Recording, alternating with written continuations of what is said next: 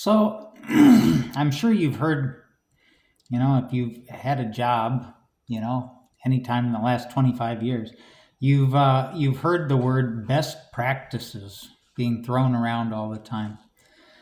And I always it's hard for me not to roll my eyes when I'm in some meeting with people and they start talking about best practices. I kind of get where they're coming from, but I don't get very excited about best practices. And here's why. For one thing, best practices are yesterday's news. They were best practices yesterday. They were best practices for a group of people in a specific situation. They may not necessarily apply to our workplace.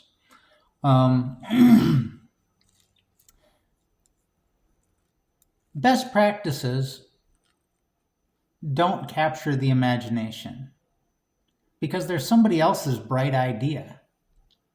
I tend to work best when I'm working on my own bright idea. Or if somebody comes up with a bright idea, one of my coworkers comes up with a bright idea and I say, hey, that's a bright idea, and I kind of get on board with it and I get excited about it because it's something new and it's something that we're building together. Best practices is something that somebody else has already done. It's hard to get excited about that.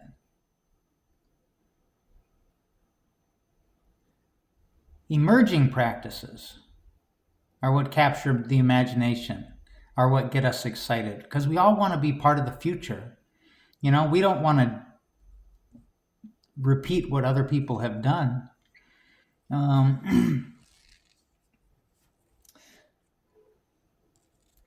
I heard a entrepreneur on a podcast, and there was a quote that I liked. It says, an entrepreneur is somebody who will work 80 hours a week to avoid working 40 hours a week. Because when you're working on your own brainchild, when you're working on your own idea, you will gladly work 80 hours a week. When you're working for somebody else and you're working for somebody else's, building someone else's empire, building someone else's dream, then it's hard. It's hard to work 40 hours a week. I heard another entrepreneur, I can't remember who said it, but who said, work-life balance is for people who are working on someone else's dream. If you're working on your own dream, you don't need work-life balance. You'll gladly just keep working.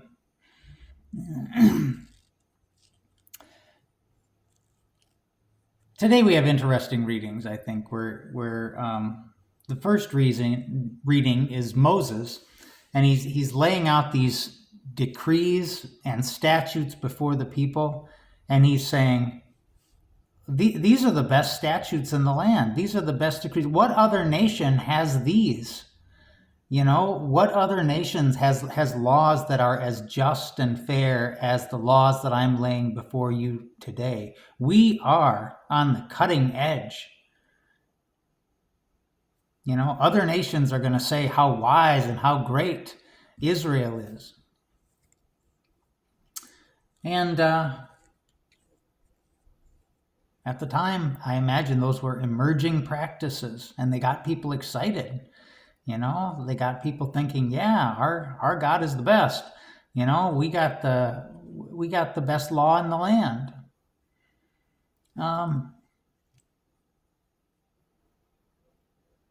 But even the best practices of yesterday have to leave room as people grow in their consciousness, as people grow in their understanding. And the best practices of yesterday, don't always capture our imagination. And so Jesus comes in today's reading and he says, don't get me wrong, I'm not trying to throw out the law or the prophets. but I'm trying to broaden your understanding of the law and the prophets. Behold, God is doing something new. Be aware of it. Get excited about it. Don't be stuck in the past. If you live in the past, you die in the past.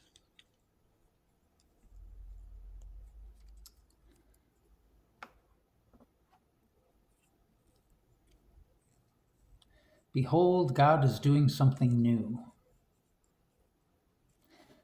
I always think sometimes that every generation should build their own church. When you build something yourself with your own hands, you own it. You care about it. You you're committed to it. When you inherit something that's been passed down to you, you don't own it nearly as much. The first generation that builds a church, they're usually very committed to that church.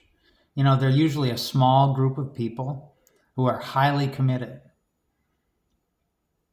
And then as time goes by, generations go by, the grandkids inherit the church and they're less committed to it because they haven't built it with their own hands.